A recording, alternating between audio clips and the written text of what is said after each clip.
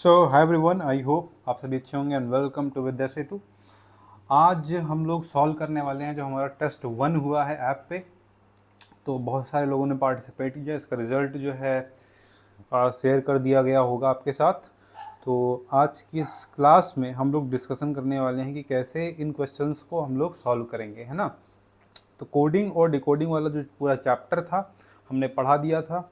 और अब क्या करेंगे, हम हर संडे या मतलब वीक में एक दिन कभी कभी टेस्ट ले लेंगे आप लोगों का, सो दैट हमें ये पता चले कि आप लोगों की प्रिपरेशन ऑन ट्रैक चल रही है कि नहीं। ठीक है। तो यहाँ पे मैंने 10-12 क्वेश्चंस इस वाले में रखे थे, और आने वाले टाइम में जो भी टेस्ट होंगे उनकी जो फ्रिक्वेंसी होगी, मतलब सॉरी, जो नंबर ऑफ क्वेश्चंस होंगे उनको हम बढ़ाएंगे। ठीक है। तो ये वाला क्वेश्चन, जो पहला क्वेश्चन है आपके सामने, ठीक है, इसको सॉल्व करेंगे। तो मैंने जब क्लास ली थी, ठीक है, कोडिंग और डिकोडिंग की, तो मैंने आप लोगों को समझाया था हमेशा क्या करना है, ये लिख लेना है। ठीक है।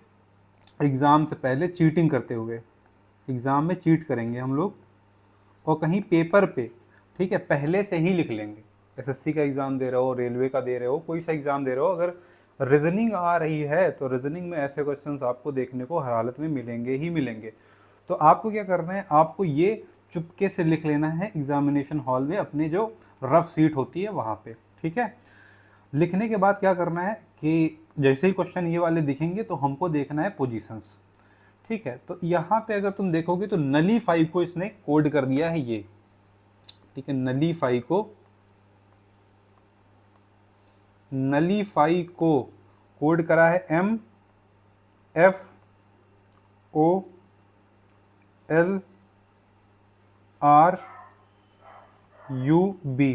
ठीक है। और स्काई वॉक को कोड किया है वॉक स्काई वॉक को कोड किया है इसने HPBWZOP, ये इसने कोड करा है। तो पूछा तुमसे क्या है कि फ्लैगर को क्या कोड करेंगे हम लोग, FLAGER। जिन लोगों ने क्वेश्चन सॉल्व कर लिया है उनके लिए तो इजी है, मतलब वो लोग बोर होंगे देख के, तो मैं आपसे बोलूँगा कि थोड़ा 2x वगैरह स्पीड पे करके देख लो इस वीडियो को। और जो लोग नहीं कर पाए हैं उनके लिए ये सोल्यूशन है। ठीक है। तो यहाँ पे आप देखोगे तो सबसे पहले मैंने क्या बोला था, मैंने बोला कि एक बार तो क्वेश्चन को ऑब्जर्व करो। ठीक है। उसमें देखो कि क्या किया गया है। अगर तुमको नहीं समझ में आ रहा है तो ये टेबल पे आओ। अब जैसे फॉर एग्जांपल बहुत सारे लोगों ने देखा होगा, तो एक चीज़ साफ साफ सामने नज़र आ रही है, वो ये है कि यहाँ पे n को m किया गया है, n को m किया गया है। और मैंने तुमको बताया था कि मैन से याद रख लेना क्या, कि m का उल्टा n होता है ना। सिमिलरली अगर तुम u का देखोगे तो u का इन्होंने f किया है। अगर यहाँ पे u देखोगे तो u कहाँ पर पड़ता है, MNOPQRST u का जस्ट उल्टा सामने क्या है, f है। तो इन्होंने उल्टा किया है, m का n का उल्टा क्या किया है, m किया है ना। तो उल्टा कर रहे हैं। उसके बाद क्या किया, l को o कर दिया है। देखो उल्टा करा है कि नहीं करा है, उल्टा कर दिया। तो पैटर्न समझ में आ गया, बट l को ऐसे ही रखा हुआ है, l को ऐसे ही रखा हुआ है, बाकी फॉरवर्ड पैटर्न में रिवर्स किया हुआ है। तो बस इतना ही देखना था, इसको देखना ही नहीं था हमारे पास, बस ये पैटर्न हमने देख लिया।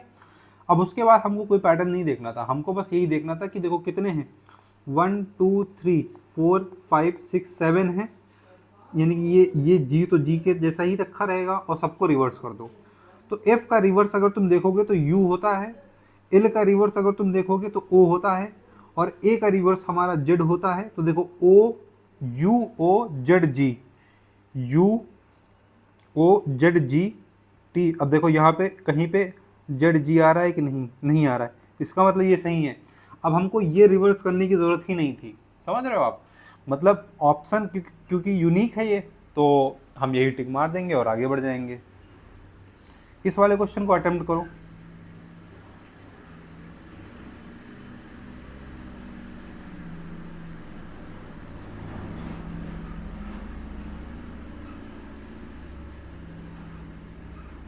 क्वेश्चन नंबर 2 को अटेम्प्ट करो सब लोग। तो यहाँ पे क्या करना था, यहाँ पे इन्होंने लिखा है घोस्ट को लिखा हुआ है कुछ,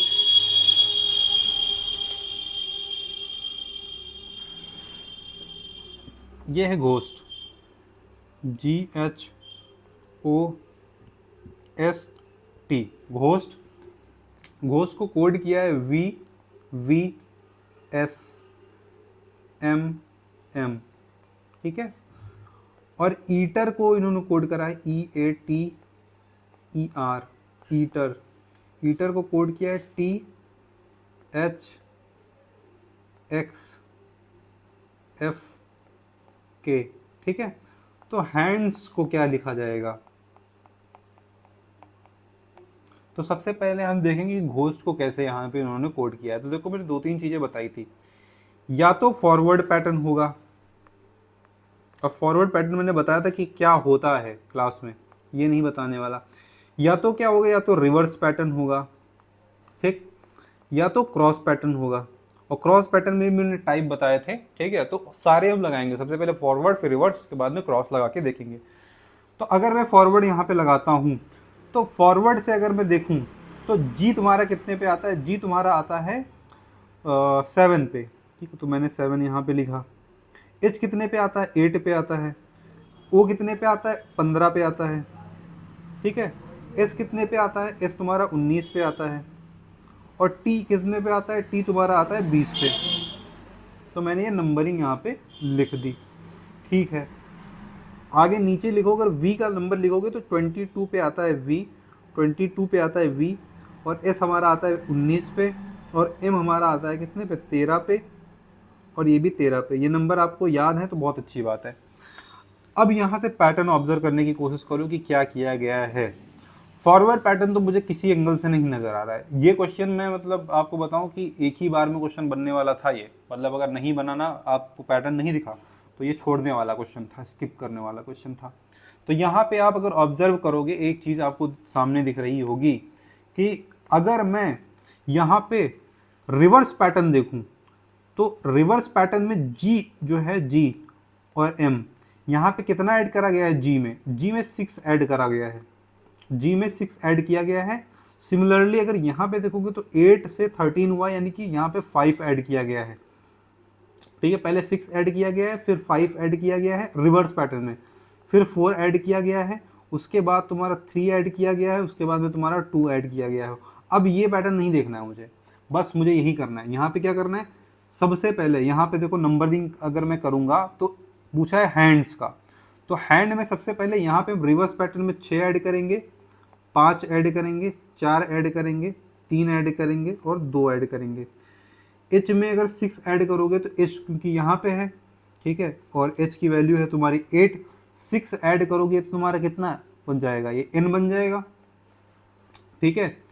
और ये तुम्हारा एफ बन जाएगा, और ये तुम्हारा आर बन जाएगा, और ये तुम्हारा जी बन जाएगा, और ये तुम्हारा यू बन जाएगा। तो UGRFN, UGRFN ऑप्शन नंबर 1 इसका करेक्ट है। तो आई होप आपको ये चीज़ समझ में आई होगी कि कैसे मैंने करा। बस पैटर्न तुमको जो है रिकॉग्नाइज करना है और कुछ नहीं करना है। क्वेश्चन नंबर 3 आपके सामने दिया हुआ है, और सामने भी मैंने टेबल भी लिख दी है, सो दैट आप इजीली जो है देख के बता पाओगे क्या आंसर हो सकता है। सबसे पहले क्या करना है? फॉरवर्ड पैटर्न देखना है, उसके बाद में रिवर्स देखना है, उसके बाद तुम्हारा क्रॉस पैटर्न चेक करना है। तो नंबर 1 स्टेप क्या होता है कि आप इन चीज़ों को लिख लो पहले, CABLES,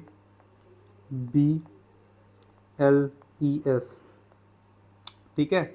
इसको लिखा गया है ECBUGN,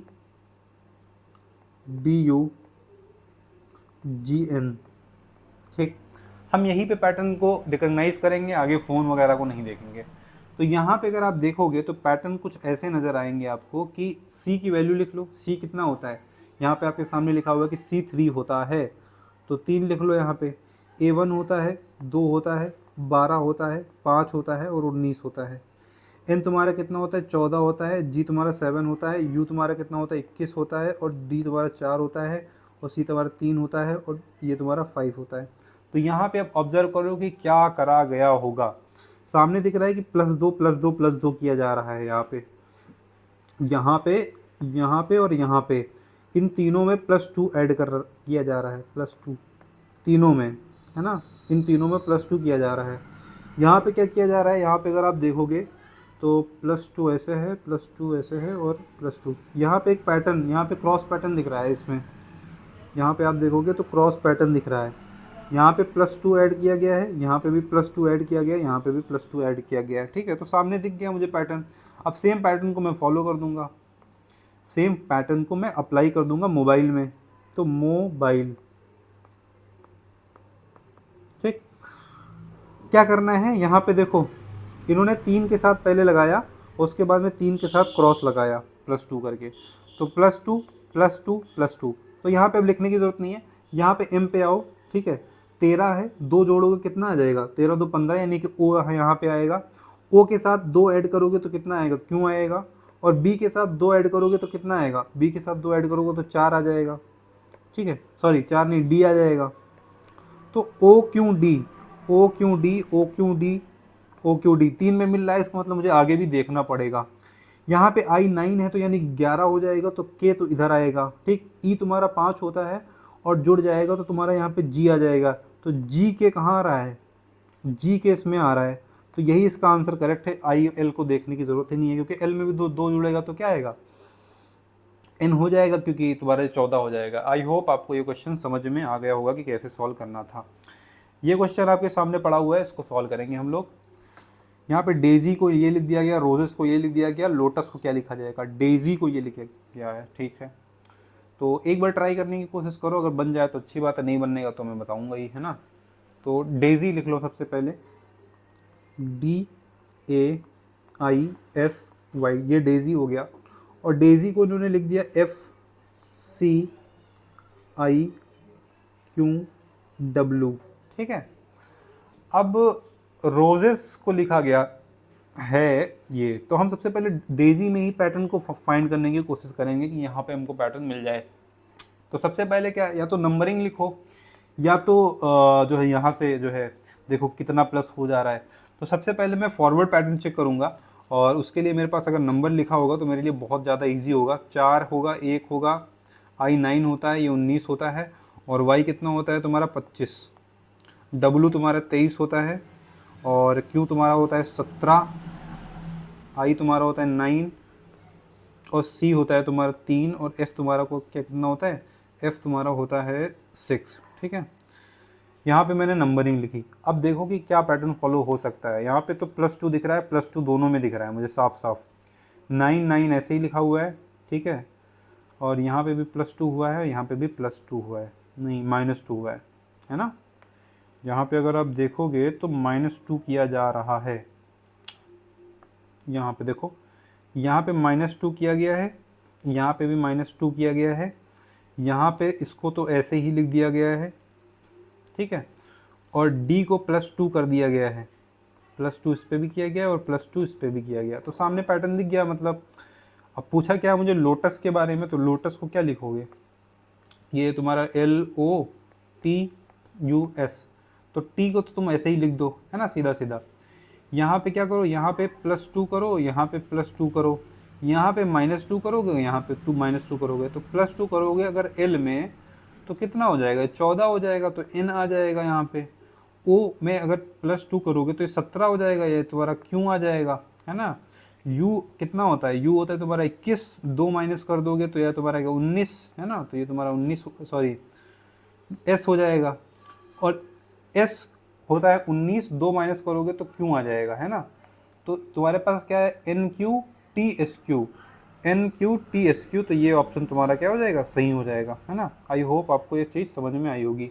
सामने एक और क्वेश्चन आपके सामने दिया हुआ है, इसको जो है बताइए क्या लिखा जा सकता है।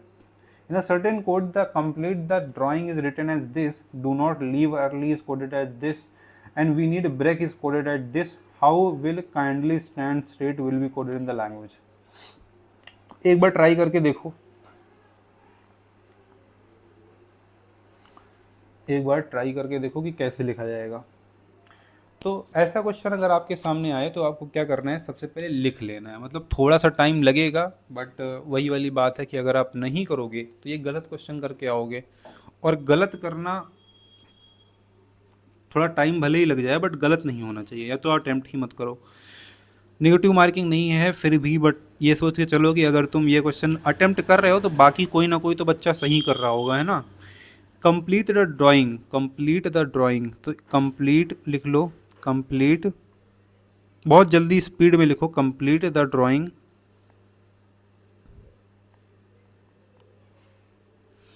को लिखा गया है क्या 8, 3 और 7।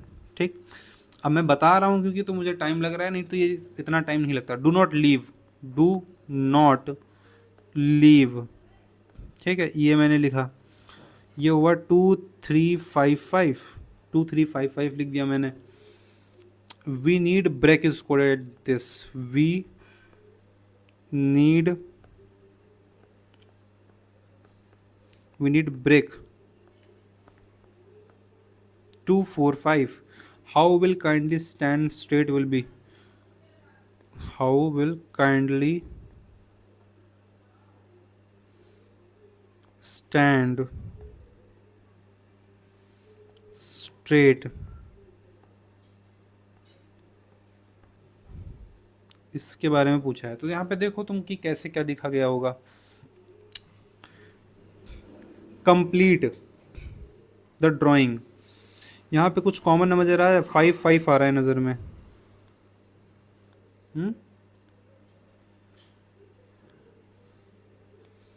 Do not leave, do not leave early, do not leave, यहाँ पे अर्ली भी है। अर्ली में 5 लेटर हैं, इसमें भी 5 लेटर हैं। इसमें कितने लेटर हैं? 3 लेटर हैं। इसमें कितने? 2 लेटर हैं, 2 लेटर हैं। तो ये 2 3 5 5, 2 3 5 5। इसमें कितने? 8 हैं। इसमें कितने? 3 हैं। इसमें कितने? 7 हैं। 8 3 7। इसमें कितने? 2 हैं, 4 हैं, 5 हैं, 2 4 5। इसमें कितने? 1 2 3 4 5 6। तो 6 सबसे पहले, 1 2 3 4 5 5, उसके बाद में 1 2 3 4 5 6 7 8। तो ये 658 आएगा आंसर इसका। दूसरा ऑप्शन इसका करेक्ट है। आई होप आपको ये चीज़ समझ में आई होगी। नेक्स्ट क्वेश्चन हम लोग सॉल्व करेंगे और यहाँ पे हम लोग दिमाग लगाएंगे कि कौन सा पैटर्न जो है ये फॉलो कर रहा है। तो यहाँ पे मैंने कोई टेबल वेबल नहीं लिखी। अब तुमको यहाँ पे क्या करना है, सीधा दिमाग जो है अपना लगा देना है। बेल को इन्होंने ये लिख दिया, BELL को लिखा क्या है 11 11 41, 11 11 41, ठीक है। और हियर को इन्होंने लिखा है HEAR, हियर को लिखा है 17 26 47। अब पूछा है माइक को क्या लिखोगे, तो थोड़ा सा दिमाग लगाओ। अगर इस बार हो जाए क्वेश्चन तो बहुत अच्छा है। तो यहाँ पे इस टाइप के क्वेश्चन करने के लिए सबसे पहले आपके पास ये दिमाग होना चाहिए कि यहाँ पे हम नंबर लिख दें सीधा सीधा। ये होता है 12 और ये होता है 12, ठीक है। अब अगर तुम देखोगे तो इन्होंने 11 11 दिख रहा है, इधर 12 12 दिख रहा है, ठीक है, 11 11 12 12। तो जाहिर सी बात है इन्होंने क्रॉस पैटर्न का कुछ किया है भाई। 11 11, ठीक है, यानी कि -1 कर दिया है। और यहाँ पे क्या करेंगे, 11 11 -1 यानी 1। तो सामने पैटर्न मुझे दिख गया है। क्या पैटर्न दिखा हुआ है कि यहाँ पे तुम क्रॉस पैटर्न लगा दो, -1 कर दो, -1 कर दो, -1 कर दो, -1 कर दो, ठीक है। मतलब माइक में करना है तो वही चीज़ करेंगे हम। माइक में क्या करेंगे, -1 करो, -1 करो, -1 करो, -1 करो और क्रॉस पैटर्न लगा दो, क्रॉस पैटर्न लगा दो। तो यहाँ पे जब तुम क्रॉस पैटर्न लगाओगे तो क्या लिख के आएगा भाई, ई है और ई तुम्हारा 5 होता है तो इसका मतलब 4 सबसे पहले आएगा, ठीक। सब में 4 दिया हुआ है। के है तो के 11 होता है, अगर करोगे तो ये 10 हो जाएगा। तो 10 इसके बाद में सब में दिए हुए हैं, यानी कि सेम पैटर्न। आई तुम्हारा 9 होता है, यानी कि 8 हो जाएगा। एम तुम्हारा कितना होता है 13, माइनस होगा तो 12, तो तुम्हारा 10 8 12, 10 8 12। ये ऑप्शन तुम्हारा एकदम बिल्कुल ही सही है ना। 4108 4108 12, ठीक है ना। तो आगे देखते हैं इस वाले क्वेश्चन को। In a certain language dove is coded as this, crow is coded as this, how will M Y myna will be coded as. ठीक है, तो वही करेंगे हम। पहले सबसे पहले देखेंगे कि चलो ये लिख लेते हैं DOVE। ठीक है, अगर DOV लिखें तो अगर मैं इसके ऊपर नंबर लिखूं तो ये ऑब्वियस सी बात है 4 होता है, सबको पता है। ये 15 होता है और V तुम्हारा 22 होता है और E तुम्हारा 5 होता है। ठीक, इन्होंने लिखा क्या है, 11, 22, 21 और 4। 11, 22, 21, 4 है ना, ये इन्होंने लिखा है। तो अगर तुम दिमाग लगाओगे तो यहाँ पे तो साफ साफ मुझे -1 दिख रहा है, यहाँ पे भी -1 दिख रहा है, बट यहाँ पे पैटर्न फॉलो नहीं हो रहा है ना, यहाँ पे पैटर्न नहीं फॉलो हो रहा है। तो एक चीज़ है सामने कि अगर मैं 22 को लिखूँ तो ये W आएगा, ये W होगा। और हम्म, हम्म, एक सेकंड,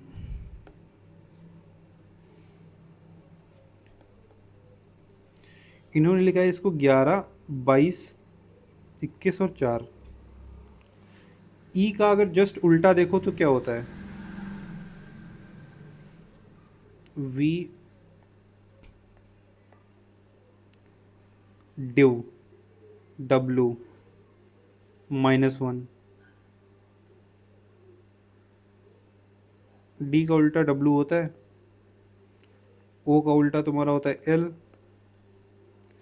E का उल्टा तुम्हारा होता है V, EV है ना, और V का उल्टा होता है E। ठीक, ये होता है उल्टा, इससे मतलब नहीं है। अब इसमें एक माइनस करो, ये तुम्हारा होता है 12, ये होता है 23, ये होता है तुम्हारा 22 और ये तुम्हारा होता है 5। ठीक है, अब इसमें एक माइनस करो, सब में से एक माइनस करो तो ये 11, 22, 21, 4। 11, 22, 21, 4। ठीक, ये तुमसे कोड करने को बोला है MYNA। ठीक है, उल्टा करो, इसका N होगा उल्टा, Y का उल्टा क्या होता है, Y का उल्टा होता है, नहीं क्रॉस में ऐसे, तो ऐसे उल्टा करोगे, एक सेकंड, क्रॉस पैटर्न में जा रहा है ना ये। A का उल्टा Z होता है कि नहीं होता है, ठीक, N का उल्टा M होता है, और Y का जस्ट उल्टा क्या होता है, Y का उल्टा B होता है, क्योंकि बाय से होता है ना, मैंने बाय से याद करवाया था आपको कि B का उल्टा Y होता है। M का उल्टा N होता है, मैन से याद कराया था। A का Z पता होता है सबको, है ना। अब एक माइनस कर दो, ये 2 होता है, ये कितना होता है 14 होता है, ये कितना होता है 26 होता है, और ये कितना होता है 13 होता है। सब में से एक माइनस कर दो, सब में से एक माइनस कर दो, एक माइनस करोगे 1 आएगा, 13 आएगा, 25 आएगा, और ये तुम्हारा कितना 12 आएगा। 1, 1 13 24, नहीं 1 13 25 12, 1 13 25 12, ये ऑप्शन इसका सही है। आई होप आपको ये चीज़ समझ में आई होगी कि मैंने इसको कैसे सॉल्व करा है। कुछ नहीं, देखो वही वाली बात है कि इन क्वेश्चंस को करने में ये होता है कि तुम्हें प्रैक्टिस होनी चाहिए। ठीक है, कोडिंग रिकॉर्डिंग की प्रैक्टिस होनी चाहिए, आप पैटर्न को बहुत जल्दी कैच कर पाओ, और आप पैटर्न को तभी कैच कर पाओगे जब आप प्रैक्टिस करोगे। अब इनका मतलब लॉजिक तो मैं मतलब ऐसा कोई पैटर्न नहीं है ना, जैसे मैंने डिफरेंशिएशन पढ़ाया आपको, मैंने बताया कि dy/dx करना है ना, पावर एक नीचे उतारनी है, उसके बाद में -1 कर देना है, एक मेथड है, प्रॉपर प्रोसीजर है। यहाँ पे प्रोसीजर नहीं है, यहाँ पे वो बच्चा जल्दी कर पाएगा जिसका दिमाग चलता है तेज, जिसका IQ लेवल बढ़िया है ना, वो कैच कर लेगा तुरंत, और जिसका IQ लेवल अच्छा नहीं है उसको दिक्कत होगी। तो ये यही होता है कि मतलब ये वाले एग्ज़ाम्स जो थोड़े से टेक्निकल वाले होते हैं वो वही बच्चा कर पाता है जिसका इक्विपमेंट थोड़ा अच्छा होता है, यानी बुद्धिमत्ता ठीक होती है। बुद्धिमत्ता अगर आपकी ठीक नहीं है तो आपको प्रॉब्लम होगी, है ना। तो उसके लिए क्या कर सकते हो, भगवान ने इसीलिए आपको दिया है कि आप मेहनत कर सको। वही होता है ना कि जैसे कुछ लोग होते हैं जो बहुत ईजिली चीज़ों को ग्रैब कर लेते हैं, तो वो नेचुरल होती है ना। बहुत सारे बच्चे होंगे जो उसको देख के पैटर्न समझ जाएंगे कि ये जितना मैंने करा इनको करने की ज़रूरत ही नहीं, वो टिक मार देंगे। नेचुरल है वो चीज़, क्योंकि वो जनरेशन जेनेटिकली ट्रांसफ़र होती हैं चीज़ें, ऐसा नहीं होता है कि एक दिन में हुआ होता है ना। तो इसका भी फ़र्क पड़ता है, बट भगवान ने तुमको एक चीज़ दी हुई है कि तुम मेहनत कर सकते हो, है ना। 24 घंटे तुमको दिए हुए हैं, तो हर बच्चा 24 घंटे नहीं पढ़ता। जो टैलेंटेड है वो 1 घंटा पढ़ेगा, 2 घंटे पढ़ेगा, तुम उसको जो है 4 घंटे, 5 घंटे, 10 घंटे दे सकते हो, है ना, उस चीज़ को उससे ज़्यादा बेटर कर जाओगे। तो हार्ड वर्क जो होता है ना, वो हमेशा टैलेंट को बीट कर जाता है। तो यहाँ पे ये क्वेश्चन को सॉल्व करने का मतलब ये था कि आपके पास अगर प्रैक्टिस है तो आप कर पाओगे, अदरवाइज़ आप इस क्वेश्चन को नहीं कर पाओगे। और मैंने बहुत इजी क्वेश्चन नहीं डाले हैं, मतलब अगर मैं बहुत ही सिंपल पैटर्न अगर डाल दूँ टेस्ट में तो अच्छा परफॉर्म कर जाओगे, तुम्हारा कॉन्फिडेंस बढ़ जाएगा, है ना, और तुमको लगेगा कि मुझे चीज़ें समझ में आ गई। बट प्रॉब्लम उससे ये है कि आने वाले टाइम में तुम जब क्वेश्चन एग्ज़ाम में नहीं कर पाओगे तो तुमको दिक्कत होगी, तब तुम सोचोगे कि काश टफ क्वेश्चन किए होते, है ना। तो दैट इज़ द रीज़न कि मैं थोड़े से टफ क्वेश्चन डालता हूँ। और मतलब ये बहुत टफ क्वेश्चन कंसिडर नहीं करता मैं, बट हाँ मतलब नॉर्मल एग्ज़ाम्स में जैसे एसएससी वगैरह के क्वेश्चंस होते हैं उससे तो लेवल थोड़ा ऊपर ही है ना। और अगर तुम्हारे एग्ज़ाम में जैसे फॉर एग्जांपल एटीसी में क्वेश्चंस आएंगे तो वहाँ पे तुमको इजी होगा अगर ये क्वेश्चन तुम सॉल्व कर लोगे। तो मैंने चुन चुन के क्वेश्चन डाले हैं, ऐसा नहीं है कि मतलब रेंडमली क्वेश्चन पड़े हुए हैं। तो थोड़ी सी प्रॉब्लम आपको होगी। हर क्वेश्चन में लगभग 1 मिनट के आसपास मैंने दिया हुआ है टाइम, सफिशियंट टाइम है। मतलब मैं इसको और कम करना चाहता था, बट मैंने सोचा चलो अभी इनिशियली जो है नंबर ऑफ़ क्वेश्चंस भी कम हुए हैं टेस्ट में, तो टाइम भी हम थोड़ा आपको ज़्यादा देते हैं क्योंकि अभी ये जस्ट मोमेंट स्टार्ट हो रहा है, तो थोड़ा मोमेंटम आने में टाइम लगेगा। तो ये क्वेश्चन आपके सामने दिया हुआ है। स्केप को इन्होंने लिख दिया है 49, प्रिजन को इन्होंने 91 लिखा है, कि फ्रीडम को कैसे लिखेंगे। तो यार इस टाइप के क्वेश्चन अगर आपके सामने एग्जाम में आए तो सबसे पहले सम करके देख लो कि क्या सम करके मल्टीप्लाई करके कुछ हो पा रहा है या नहीं हो रहा है। अगर नहीं हो रहा है, अगर नहीं हो रहा है तो कुछ और करना पड़ेगा।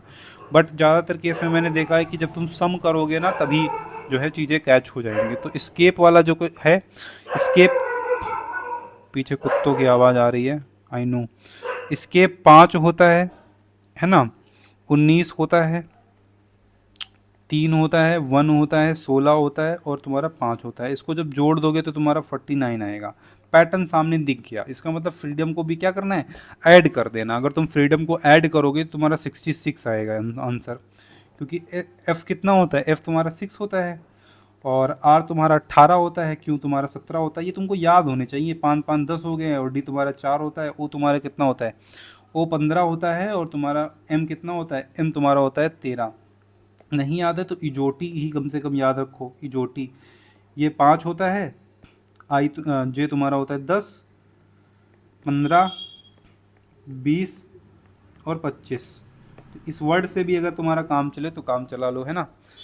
ये वाला क्वेश्चन देखो फूड को इन्होंने क्या कर दिया है, फूड को इन्होंने कोड कर दिया है 56।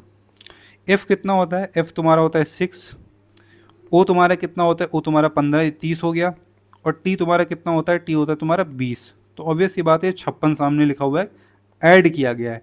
कोल्ड को ऐड करा जाएगा तो ये तुम्हारा हो जाएगा 15, है ना, और एल तुम्हारा 12 और डी तुम्हारा 4, तो ये तुम्हारा हो गया 16, और ये तुम्हारा कितना हो गया 18। तो इन दोनों को जब तुम्हारे 16 दूना 32, 33, 34 के आसपास, यानी 34 ही आएगा आंसर, ये तुम्हारा सही है।